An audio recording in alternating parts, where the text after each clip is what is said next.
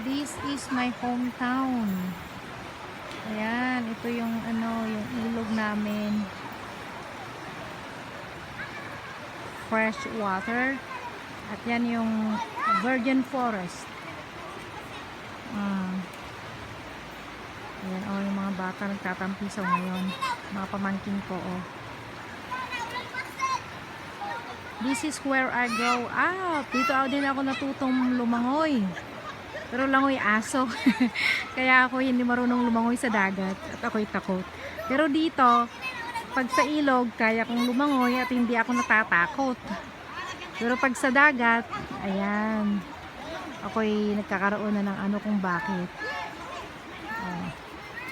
Sarap maligo, Kasi malamig ang tubig. May hanging bridge doon. May hanging bridge. Ayan, yun yung blue line na yun. Ay hanging bridge.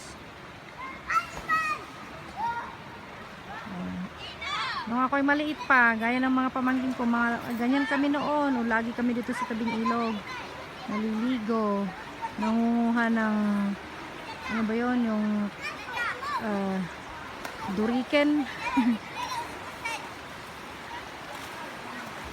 Sa Ilocano, gusipeng. Pero ewan ko kung meron ngayon dahil sunod-sunod na lumaki yung tubig at inanog yata lahat. Pero madaming fish ang nakukuha.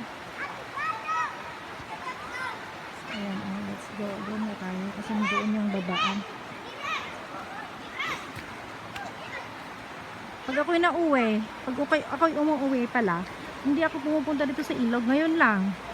Kanina na pag-usapan na punta kami dito sa ilog, kaya ako'y sumama naman. Kasi nakakamiss din yung childhood